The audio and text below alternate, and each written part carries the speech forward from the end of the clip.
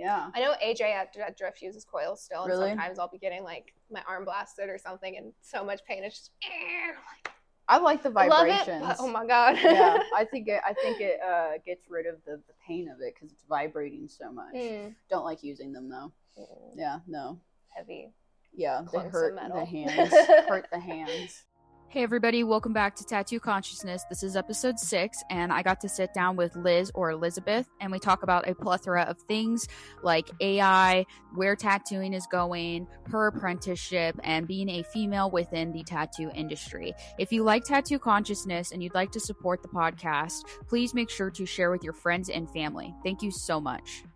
Hey everybody, this is Tattoo Consciousness. I believe this is episode, 6 now? I've kind of lost track. I've been doing them back to back, but I believe this is 6. Would you like to introduce yourself and where you work and what your style is? Hi, I'm Liz. I don't do podcasts, so this might be awkward, but I work at Mile High Tattoo right now, and I tattoo, I don't know how to really explain it. A lot of organics, florals, animals, bugs. I love doing bugs. Kind of a mix between fine line and stippling. And where's the tattoo shop located for everybody? We're in Thornton. We're in like North Denver, Thornton area. It's kind of weird. It's a Denver Denver zip code. And I know, I saw Thornton that. But area. Then it's so yeah, weird. It's very strange. Right on the cusp. Yeah, that's very confusing for some people. How did you get started into tattooing? You haven't been doing it very long. Yeah, I think you've been doing it about the same amount of time I have. I'm graduated from my apprenticeship 1 year in December, so this month it'll be 1 year. Of tattooing? From apprenticeship. Yes, and well, professionally, I guess. The year before that was I tattooed, I guess, for, was it a year? Yeah, I think it was a year before that at my apprenticeship shop. It was weird. I don't know. My timeline's all messed up. I'm so bad at time. No, I understand that. But I got into tattooing. I just always knew I wanted to do something with art. And I got my first tattoo when I was 16. My dad took me to a shop in Fort Collins, and the guy was so mean. He was so mean, and it was like painful. We did it way bigger than we wanted to, or what I wanted to. So I was not ready for that. But then, like, you know, you finish and you're like, wait, this is actually kind of chill. I like it. And I just was always interested in how tattooing worked and how people like change their bodies permanently and just put cool stuff on it. And then when I turned 18, I started getting tattooed by Jake, and he knew that I wanted to be a tattoo artist. Like I told him, I was like, yeah, I want to be a tattoo artist. I'm gonna do that. And so it was always like hey, have you found an apprenticeship? Like, how's your tattooing going? And I'm like, And then one day he was just like, yo, my boss wants an apprentice, so hit him up. So I hit him up, and then I started working at S&B in Lakewood, but they're not open anymore. So how long was your apprenticeship? What was the process like? Because I know everywhere it's different because it's not like a federally legal thing, so it's up to state, and then in Colorado it's by county. Yeah, it was really weird. It was like the shop I worked at and like my mentor, it was very strange. I don't know how to explain it. I feel like it wasn't very typical for an apprenticeship. It was very lax. And like, yes, I'd go in, bust my ass for the day that I was there, or a couple days that I was there, and draw at home. But we also had like 4 to 5 other apprentices at the same time. Holy shit, that's a lot of... It was a lot. Yeah, because then they hired me. And I was like, okay, cool. And then he talked to me about wanting to add on like 2 other apprentices. And I was like, okay, cool. And then they just kept adding more apprentices as it went on. And I'm like, okay, cool. And so it was weird. We'd have like meetings and go over all of our artworks together, which was really cool. It was cool to have like those other apprentices go on the journey with me, I guess. It felt less alone and less like scary. Yeah, it was very chill, I'd say. It wasn't too bad. I started tattooing, I think about 7 or 8 months after I started. No, it's probably more like 6 months after I started there, and started on Fake Skin, and then myself, and then friends. And so that was pretty cool. And then did a year of tattooing, just like taking clients $50 an hour or whatever would happen. Yeah, I think it was one day there was some drama going on at the shop. Always. But we kept getting these letters that was like, hey, shop's getting shut down like tomorrow. Holy and so shit. we were like, what's going on with that? And then I kind of started looking at other shops because I'm like, hey, it's been months of this, and we were stuck on like Japanese traditional for 3-4 months. I'm like, respect it, but it felt very repetitive and very much not like tattoo oriented. Yeah. And like you had stopped learning. Yeah. And I was also moved back up here in this area, so it was like an hour drive every yeah, day, and that's nasty. It was not vibing with it. And then one day I guess I started working here, and so I told Brian, I was like, hey, I'm leaving, sorry.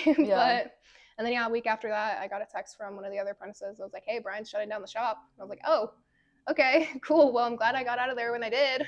But do you think, like, looking back, it was a little bit of a red flag to have that many apprentices? Definitely. Yeah, it was definitely a lot of apprentices, and there wasn't very much time for like one-on-one actual leadership, mentorship, I guess. Yeah.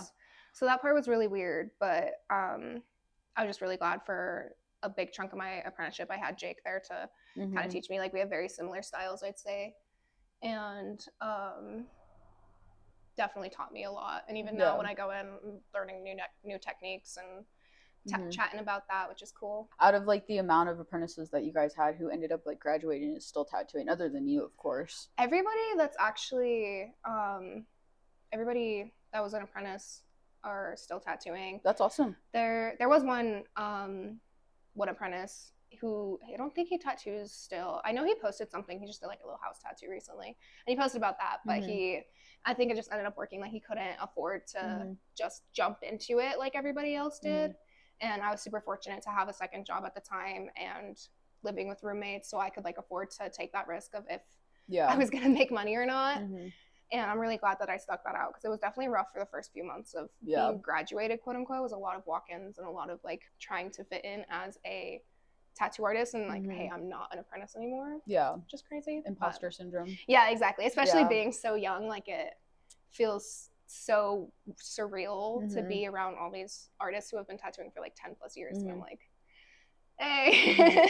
Do you have any problems with like I had this whenever I was starting out, and sometimes I still do have it, mainly with like guy clients, but like, you know, you're younger and you're also female, so do you ever feel like you get pushed around or like walked over, and like how do you deal with that? Because I know it's like, for me, it's still hard to be like set boundaries, because I'm like, I want to be nice, but it's also like, oh, you know. Definitely. I think I'd say a lot of the clientele I have right now is a lot of like the college girlies, and I have some younger siblings, and they bring me all their friends, which is really cool. And so I love all my clients, but there definitely is, when people come for walk-ins, especially the older men, they immediately just skip past me. They don't even look at me, or they look at me for a second and immediately like turn to one of the guys and they're like, hey, I want to do this tattoo. And I'm like, okay. So we have drawn that line. That's fine. Which honestly, I don't mind. I would rather tattoo something that I love tattooing and a person who's going to respect me for the art that I make than just someone who wants a quick tat. So yeah, that's totally fair. But have that problem of like, oh, you're a receptionist when people walked in, because I got that a lot when I was apprenticing. I even get that here still. Really? Dude, that sucks. Because we have the front counter area, and we used to have a front counter girl, so it kind of made sense that, like, you know, you walk in, the person sitting behind the counter, like, the chairs up there are just really comfy, so I like to sit there and draw sometimes. And so they'll ask me about like tattooing, or I'll be sitting over here, I'll be sitting in my chair just drawing, and people will come in asking me if I know about like the scheduling and all this, and I'm like, I just tattoo. I just work here. I just work here, literally.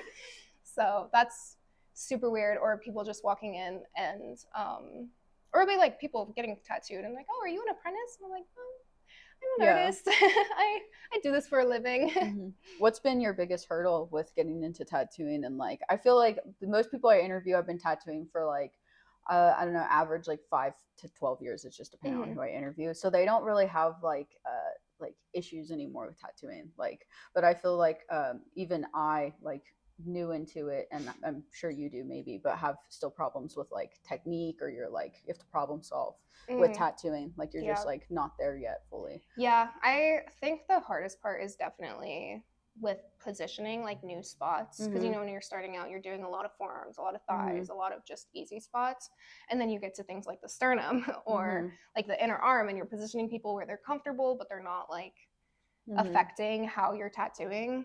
I think that's one thing that's really hard, and like stretching and all that. Everything else I'd say is pretty tame for the most part. I don't know. Also just trying to get those new techniques down that make things just look better, if that makes sense. A lot of analyzing, like over analyzing other people's tattoos and trying to fit that into something that you're doing, and remembering to do that has been a little hard, but it's still fun. Mm-hmm. How has your style like evolved from whenever you started and were taking walk-ins to now you have clientele? Definitely way more stylistic, I'd say. I was very scared of the fine line. Mm-hmm. Like I was scared of the threes and everything. But now, like, that's mostly all I use are threes and fives. Mm-hmm. And before I was doing a lot of nines and a lot of, you know, like bold will hold and Mm-hmm. scared to have someone come back and like have their something blown out or just look terrible. And I think it's like, obviously everybody has their beginnings where you get a healed pick from when you started and you're like, oh yeah, wow, that looks so good. But yeah, I think just adding a little bit more of that fine line in there and more stylistic, trying to make it a little more unique. Mm-hmm. Mm-hmm. Did you have any like misconceptions coming into the industry because you wanted to do it? Like, did you have any like from watching online or like seeing anything? I mean, how much money people make. Yeah. Definitely. I think that it's very, especially with the shops in like Florida and Los Angeles, it's very glorified. It's very like people are driving Lambos and on the beach and going out and doing this and that. And it's like those shops, I don't know how they do it. I want to know. Let me know. But I think that was a very big misconception. I think a lot of people think that we make a lot more than we do, especially as a newer artist. Like, don't get me wrong, I love my job and I love like having the privilege to tattoo and just draw all day rather than sitting in an office. But it is a lot of work that you got to just keep going, and like even slipping slightly will tank all of your month, you know. Yeah. It's very hard to balance that, like, because you're doing so many things. You're an influencer, you're a tattoo artist, you're an artist, you're a tax person. Yeah. Like, yeah. And that's one thing too, my apprenticeship didn't really go over taxes, and I'm like, yeah, about to hit that time. Dude, I don't know anybody who like tattoo wise who does their taxes or like does them correctly or even like talks about it. So that's like one thing that I try to talk about on the podcast, especially because like you said, like the glorified aspect of like we're making so much money and we're buying cool shit and we're like traveling, but then there's also like we don't have retirement, we don't have medical care, so, all of that. Yeah, it's like a double-edged sword. And then the same thing like when you are like newer, like within your first couple of years, you're still in that rat race for a little bit, like trying to build up clientele, so it's hard. Yeah, for sure. What is your like favorite thing that you've tattooed recently, and like your favorite things to draw, and like something that you wish people would get more of? Oh, that's a hard question. That's a hard question. It is a hard question. I don't know, I feel like I do so much. I've been really liking super dark, like high contrast, like black work, you know, darks in there and those lights, and just adding that little bit of edge to things. I feel like I get a lot of just fine line flowers and like little dates or names requests, I guess. And so I've been trying to push out more of that like dark style and the high contrast. And like I love doing the florals and but I just like, let me add some spider webs. Let me add a little bit of something in there. Yeah. And I think it's, I don't know, I love it. Yeah. What's your main way that you get clientele? Is it like over Instagram? I know you said like your siblings get you clients and stuff. Is it mainly word of mouth, or like how is that like for you? I think probably definitely Instagram. During the slower season, it's a lot more word of mouth, I'd say. I'd have a lot of people come in like, oh, this person brought me to you or showed me or blah, blah, blah. But definitely Instagram, just like boosting a post every once in a while, which I haven't done in a while, but I need to do soon. That's okay. Instagram has been, I think, the biggest tool for building clientele for me, for sure. I don't think without it, I'd be doing very well. Even with word of mouth, a lot of it is people who haven't seen my Instagram and they don't know what I do. So then they'll be like, yo, I want this hyper realistic da da da da. And I'm like, I don't want to do that. I can't do Sorry. that. Yeah. And but yeah, shout out Instagram. Is there any like style that you haven't tried yet that you'd want to try, that like you've had some people come to you about but you're not quite sure? I think the micro realism, like just a tiny 3 and going at it. But I haven't really done much of that. I think I've done a couple, and I definitely want to do more and get better at it. A lot more like cloth textures and stuff like that. I feel like the realism people always ask me for is like the huge scale, like grayscale ones. So I'm like, that's scary. Yeah. I need to start off small and then build my way up there. You know, what you saying, like, you like to use 3s and 5s. Do you like to tattoo smaller rather than bigger, or like? I wouldn't necessarily say smaller. I love doing like the small little quick bangers, but I do love me like a big, detailed, I don't know, back or stomach piece. I've been doing a lot of stomachs lately, which is fun. How's that? But yeah, it's stressful for everyone involved. Yeah. So, but I don't know. There's a good middle ground of things that I like to do. I think there was 1 week where I was doing nothing but like back-to-back big pieces, and that killed me. Yeah, drained you. Yeah. But then if you're doing the back-to-back tiny pieces, it's like that also kills you. So there's gotta find a good middle ground. Yeah. What do you do to like not burn yourself out, you know, with Instagram and then like being here at the shop? I'm sure you also get walk-ins as well as with your clientele, and that's like a lot. The burnout definitely still hits. We still burn out, but I think the best way to like come out of it is just drawing some flash or putting out something that I actually want to do and taking a step back. And because I have a second job right now, I also work at a coffee shop in the mornings, but taking a step back and like working more hours at the coffee shop and then coming here and just doing the things that I really want to do rather than coming here and just making a quick buck if I need it. Like, I'd rather spend my time here valuable and learning something than just making money, if that makes sense. And I think that's why, like, I wanted to tattoo so bad, is because I don't want to just make money. Like, I don't want to just survive. I want to be happy and do something that I love without the constraints of HR. Yeah. Do you think having another job like gives you gratitude? Because I know a lot of like older people who are in the industry and have been doing it a long time, and they get burnt out and they get really angry with tattooing. And sometimes I'm like, maybe you should take a step back and like go be a server for a day or something. So like, what is that like for you, having a second job? I think it's amazing. I think if you are feeling burnt out and you need to take a step back from tattooing, yes, get a second job. Like, it's a place that I can just go, not think about tattooing, still make money, still be doing something productive with my day. And like, I love working at a coffee shop. I love running around with my head cut off and just being busy. So, and I love talking to people. It helps me, I think, interact with clients, being able to interact with like customers coming in day to day and keeping composure. But yeah, I think it's honestly really, really nice having a second job. Yeah.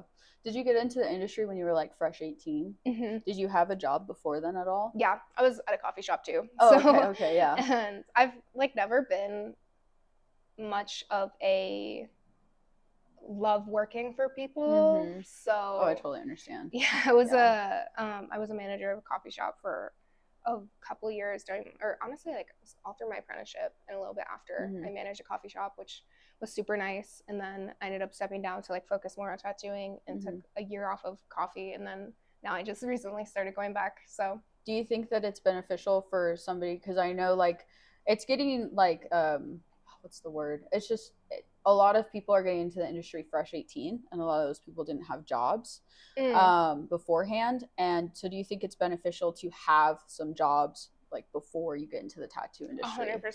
Especially customer service, especially talking to people. Like, I know even with some of my younger girlies who are fresh 18 and I tattoo them and they're very timid, and I think that's a part of COVID and like the anti-social things that happened during COVID. And so I think definitely like working that customer service job, and whether it's serving, barista, anything that you're just talking to people helps a million times, because a lot of being a tattoo artist is talking to people and is making people like you. Because I mean, if people don't like you, they're not going to come back to you for your art, like even if it's that good. Maybe they will, but like it definitely helps having a good personality and being good at art, I guess. But that, and also just having that discipline of knowing how to clean. Like, I've trained baristas coming into my store who don't know how to mop, and I'm like, they don't know how to mop? No. How do you not know how to mop? No, I'm like, yeah, how do you know how to what? So I can't even imagine if we got an apprentice and they didn't know how to mop, I'd probably crash out a little bit. That's freaking crazy. Wow. What is like the biggest thing you would recommend for somebody coming into the industry, like for them to do, or how to go about it from your personal experience? I think work hard. Yeah. Obviously, you're not going to have your style set whenever you start. Like, my style's so different from when I started apprenticing. And, but I think having at least a direction that you want to go, having more research on what you want to do in the future and what you want to like kind of hyper focus on rather than just like joining to join. I know a lot of people, they like drawing and like that's good, that's great, but like it needs to be tattoo translatable, if that makes sense. Oh yeah. And I feel like a lot of people don't really realize that as much. And again, with the over glorifying and the how much people think we make, it's very misleading. But yeah. Do you think I know that like this isn't really a thing like everywhere, but I know it's becoming more of a thing of like going to art school. Do you think that you would have benefited from going to art school before tattooing? Because I know a lot of tattooers who are doing that now. So. No, you think that as long as you are capable of art and have a portfolio, you can get into tattooing? Yeah. Yeah. I think a lot of people who I have met who did go to art school and became tattoo artists, I think not a lot, definitely not everyone, but there have been a select few of people I've met who have gone to art school and they started tattooing and they just have such this like high standard of themselves. And it just feels kind of like, oh, you didn't go to art school? Like, why are you even here? And I'm like, I just draw, man. And I'm trying my best. But I think you can learn the same stuff online and just watching YouTube videos or talking to real artists and asking their, I think that's more important than any art teacher, like just talking to other artists. Yeah. How would you say for somebody to like go about finding a mentor? Because that's like few and far between. Everybody's like different with this answer. So I always like to ask it. That one's definitely a hard question. I don't know. I think I got super fortunate with having the hookup and knowing the shop that I was in. Like I was getting tattooed there. I knew Jake. I talked to some of the other artists every once in a while and like I knew the vibe, but I think that was what helped the most. So like going to the shop that you, or a shop that you would like to apprentice at and getting tattooed there frequently, getting to know everybody, being nice to everybody, and just like even just showing up. You don't have to be an apprentice to just go to a shop and hang out as long as everybody's cool. Don't be like, don't show up and just stand there or just like doodle in the waiting area. That's kind of weird. But like go in, talk to them, hang out, be friends with your artists, like be likable, I think is one of the most important things. And obviously like be good at art and have a portfolio. But I think knowing connections and knowing people helps way more than just walking into random shops that you don't know the vibe of. You don't know if they're going to take advantage of you. And yeah. How do you still foster relationships within the tattoo industry and like make connections and grow? What are some of the things that you do to do that? That one's also hard. I'm a very antisocial person. I totally understand.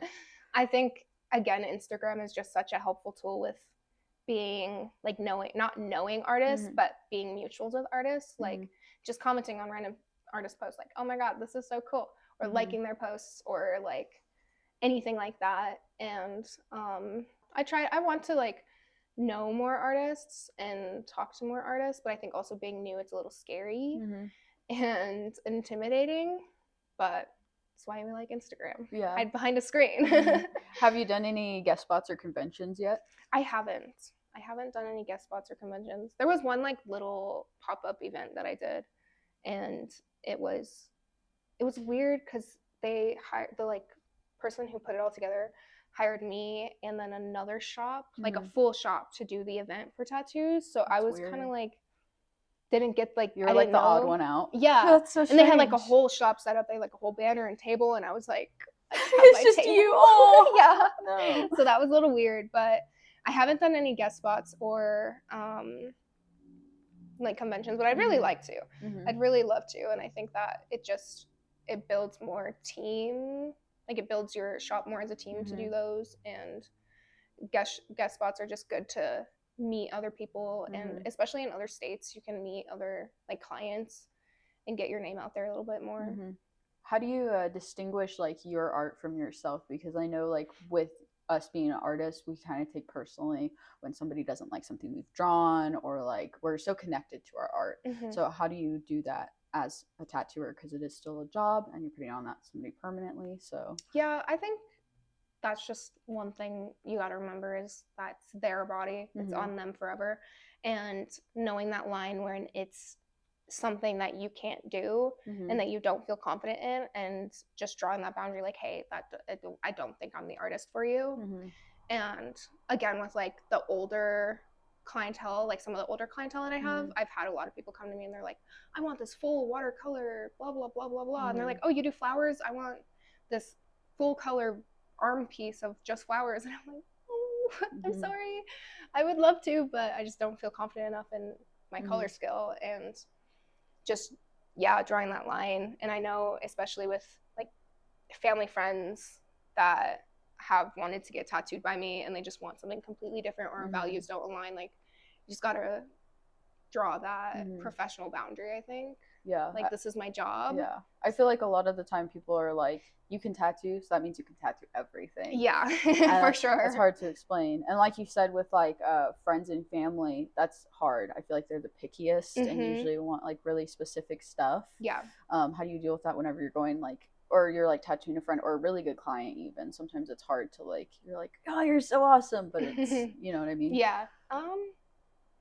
I kind of just go with it for the most part. I try not to make people feel bad for what they want, even if it's something in my brain that I'm like, it's not really gonna look the best, but they really want it. Like, if they're super excited about it, like, I'll let them know and still be like, hey, by the way, if I had like full decision making, I would do this, this, and this. But if they don't want to go for that, then I gotta just not take it personally. And usually it's chill and they understand.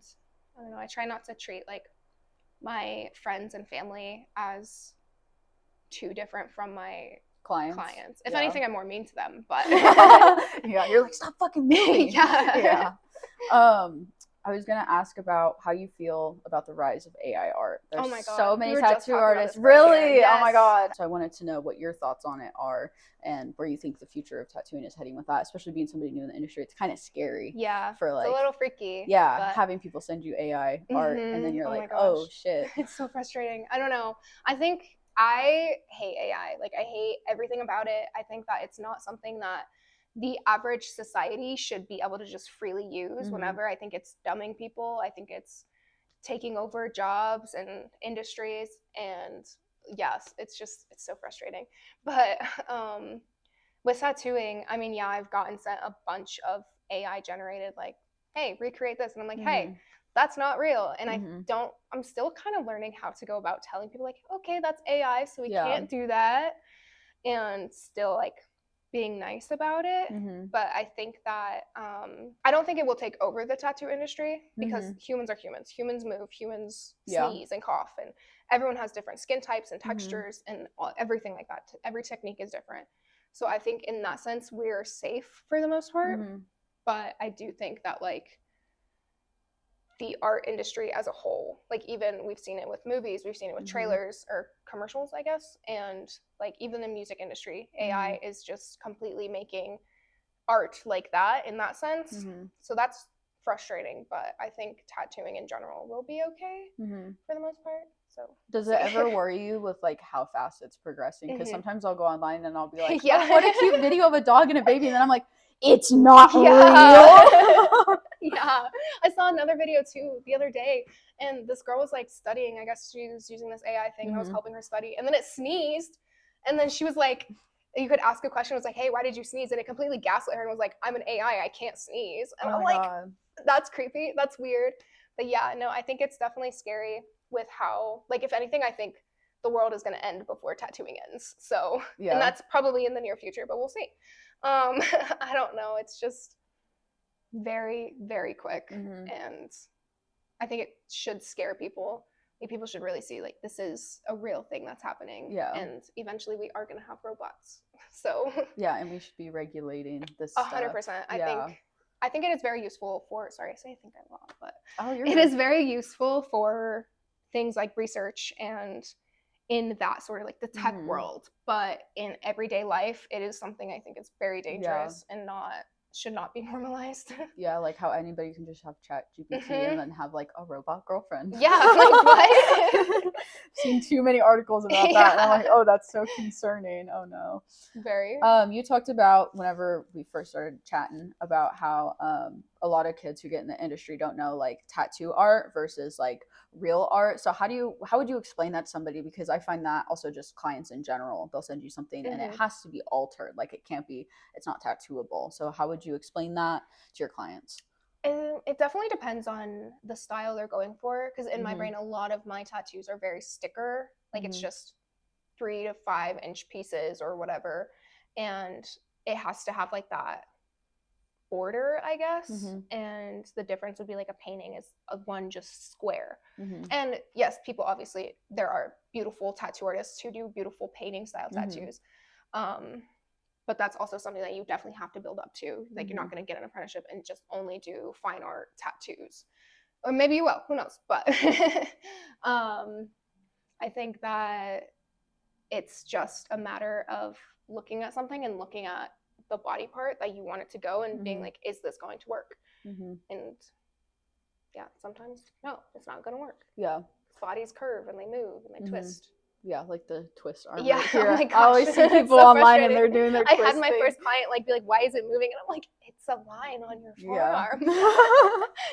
Oh, I say that now, like in the mirror. I didn't whenever I first started, but I'm like flex your leg, move your arm, just move it around. Move it around. Make sure that you're okay with how it moves. Yeah, it's going to move. Your body moves. Yeah, I think a flesh sack. Yes, that was like a big thing when I started. Was like I didn't realize how certain body parts moved, and I wasn't taught that. So like I did like a tattoo above my knee right here, and I tattooed it kind of bent like this, and it moves in a weird way because I didn't think about that when I tattooed it. Yeah. So yeah, there's always something. I wanted to know, like, what is the biggest thing thus far you have learned in tattooing, whether that be like with clients, techniques, or like through another artist? I think the biggest thing I've learned so far has just been to rely on others. Like, let other people tell you if something doesn't look right.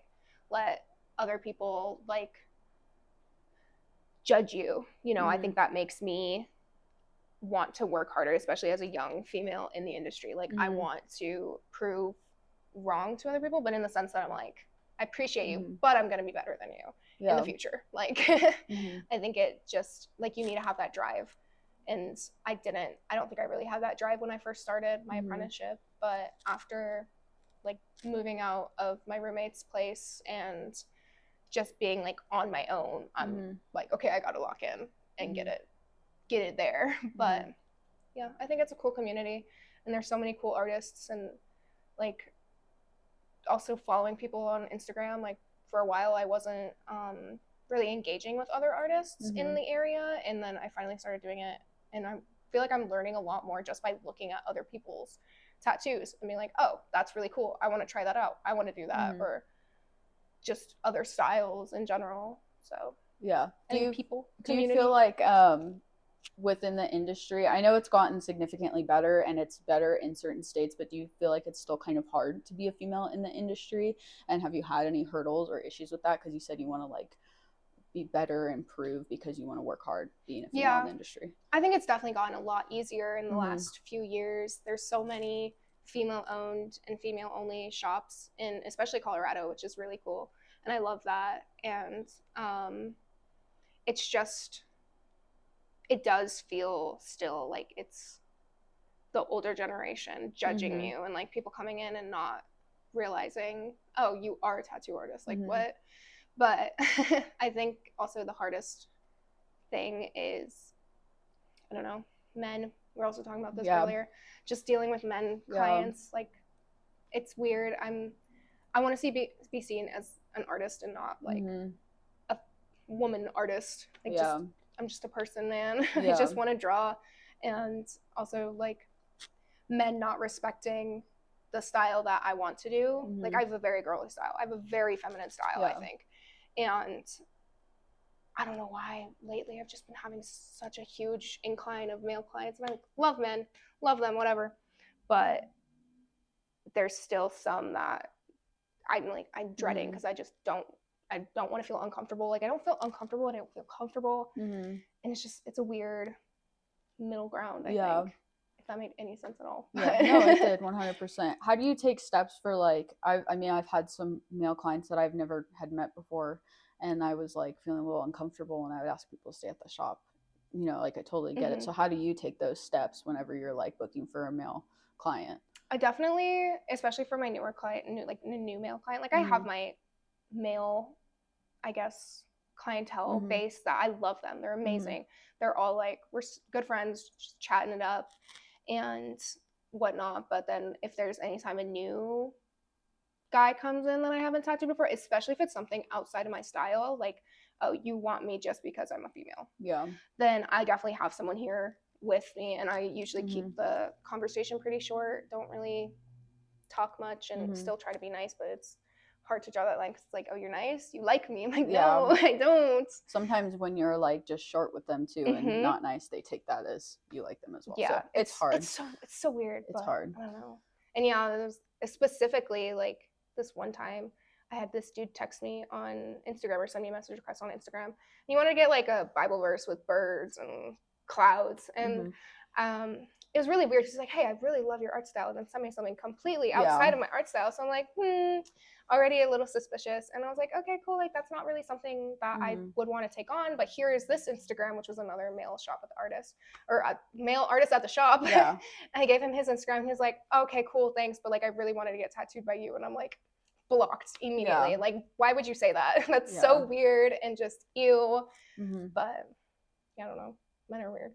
How do you take boundaries whenever you're like in a tattoo and you haven't seen the red flags before with a clientele, but now you're like, you have like 4 or 5 hours you're sitting with them tattooing them, and you're not vibing. It's hard to like, because sometimes we get clients like that. Most clients, 99% of the time, you're like, ooh, but sometimes there's those clients where it's like you can't break a barrier with them. Small talk doesn't work, or like it's just not clicking. Yeah, honestly, luckily I feel like I haven't had a lot of super awkward, weird appointments, but I will say I have had some appointments that are just so deathly silent, and you try to talk and they don't want to talk. But then I think it's also something that I try not to take personally. Like, I understand if you want to pop headphones in and just zone out, like that's cool with me. I can just, makes me focus more on what I'm doing. So we're cool there. And I don't know, it's just trying to not take it personally and not, especially with the younger girls, I feel like a lot of them are super quiet and timid, and just trying to be overly nice whenever I do have something to say to them, so they know that they could be comfortable here, because I never ever want somebody to come and feel uncomfortable while they're getting tattooed. But yeah, I'd say for the most part, people are pretty chill. What do you do for your clients, like specifically, that like stands you out from other artists, that make them feel comfortable and like keep them coming back?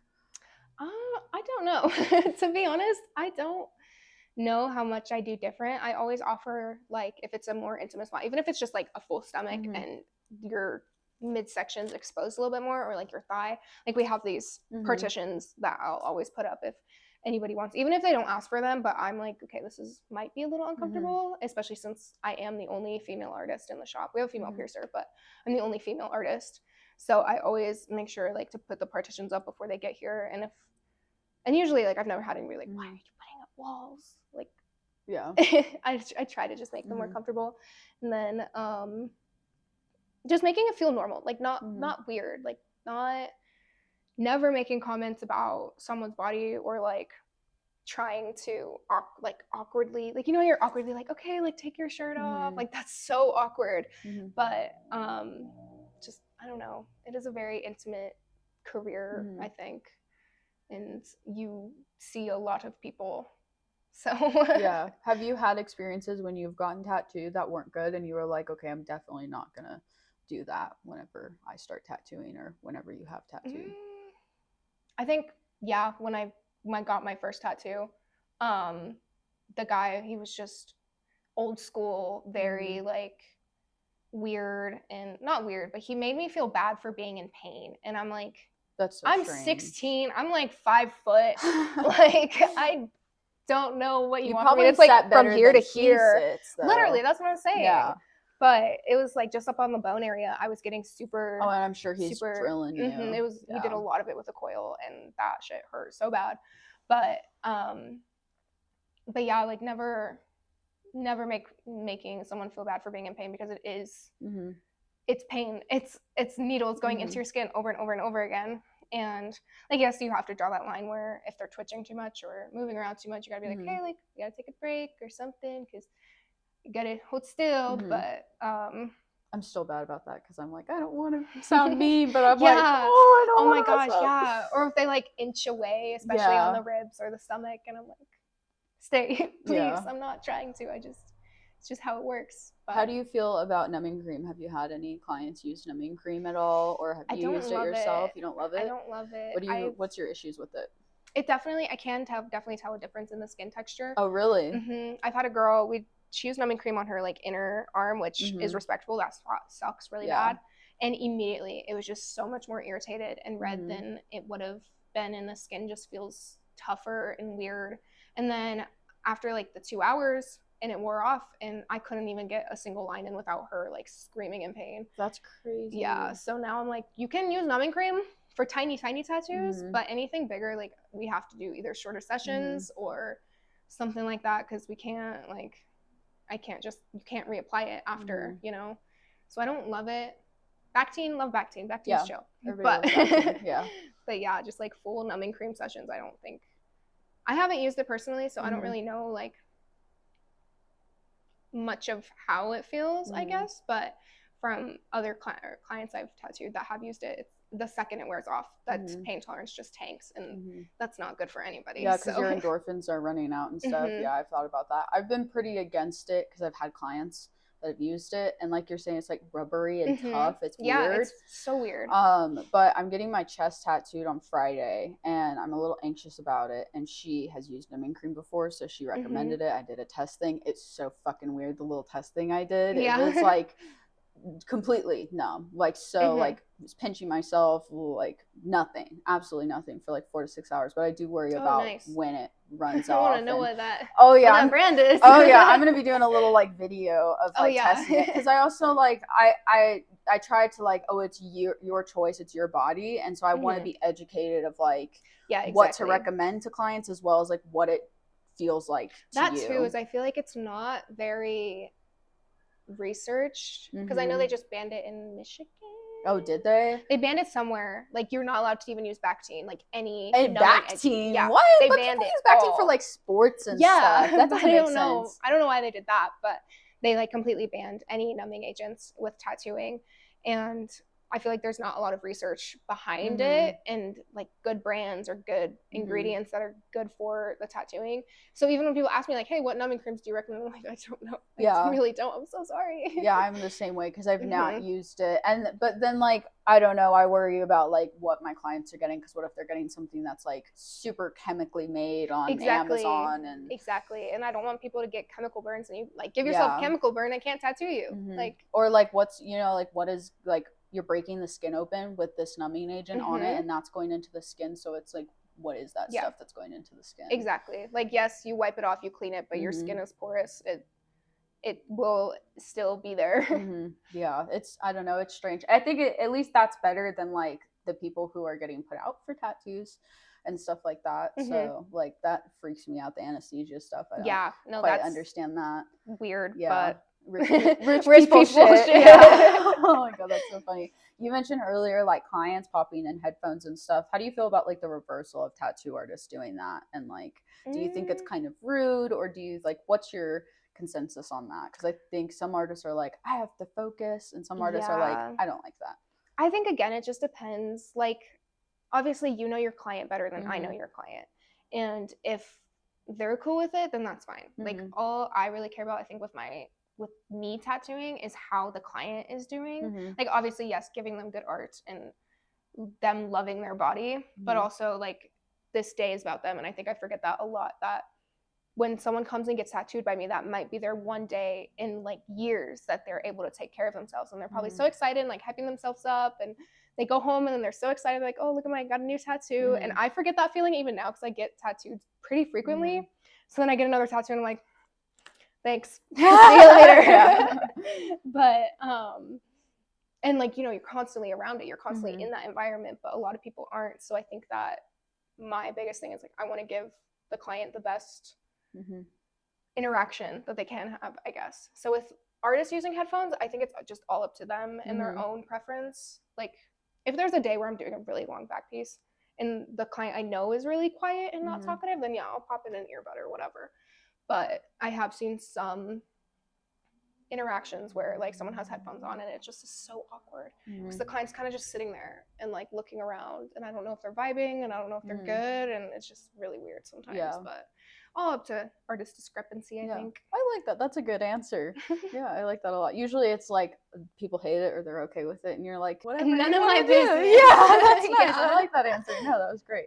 So you talked about like you sometimes can forget it's their day because we do it as a job and we're constantly around it. So like, what do you do if you're having a really bad day and you have to come into work and it's hard to leave stuff at the door sometimes? It is. Yeah, no, that's definitely a really hard thing to get used to. I think that was one of the hardest things to get used to when I started like full-time tattooing was having a shit day and then coming in and dealing with people that I'm like don't want to deal with, but I'm like I know this should be special for you. I think it's just, again, just leaving it at the door or leaving it wherever when you can or anything like that. And it's like, I don't know how to really explain it, but you just kind of got to push through it. Even with whenever I'm working at the coffee shop, like I don't want to go in and make somebody else's day worse because I'm having a bad day. Like I never want to push that onto somebody else just because I'm having an off day. Like that's so unfair to everybody else, and you're not the only person to exist in the world. So I think, even if I'm a little bit more quiet in the day, usually people are still pretty chill, I think. Still having a good time. I don't know. I just try really hard not to push my emotions onto other people, especially strangers who are going to pay me at the end of the day. So what is like the biggest thing that you're grateful for when it comes to tattooing? Like just the career itself or like the freedom of it? Yeah, I think just the freedom of it, honestly. Being able to just come in and do something that I love for however many hours of the day. And if I need a day off, I can just take a day off. And if I need to, do whatever, that's flexibility. I don't have to request time off. I don't have to do it. It is hard because then you have to like make up for that time off, making bills and blah, blah, blah, blah. But it's definitely 10 times better than any full-time other job I can think of, honestly, which people love their job. That's great. Great for you. Personally, no, thank you. But I love it. And I just love being able to create something that people don't get to do every day, I guess. I think my last question I have for you is like, what are your hopes and dreams for the future of tattooing, and where do you see yourself heading? What kind of style do you want to develop? I definitely want to lean more into the black work, dark, just edgier style of tattooing. I'm really trying to push out more of that than like the super fine line cutesy stuff that I know is gonna sell. Like I'd rather spend my time here doing something I love doing and honing the skills that I want to actually hone than just making a quick buck. And I don't know, one day I just want to be a good artist. Like I want to make it in the tattoo world, I think. And I feel like I see a lot of people selling themselves short and not like doing it, if that makes sense. Like, yes, it's hard, I get that, but ever since I was a kid, I've never been the type of kid to just be okay with not being the best, if that makes sense. My art show awards, number one. But I don't know, I want to be good. I want to be something, I think, in the industry, so we'll see. That's great. That's a great answer. Thanks. I appreciated having you on. Sorry I got a little spacey. No, that's okay. It's been a day. I get that. Would you let them know once again, like where they can book you, where you're located, and all of that, if they're interested? Cool. My Instagram is porcelain_tats on Instagram. I am at Mile High Tattoo again. You could also find me on the Instagram website or Instagram page. And I do all my booking through DMs. So just send me a DM, ideas, whatever, any black work, nature, floral, bugs, let me know. Yay! Thanks so much for tuning in to Tattoo Consciousness. Make sure to follow us on social media to stay up to date. And if you'd like to support the podcast, please make sure to check out my website for original art and prints, as well as sharing to your friends and family. See you next time.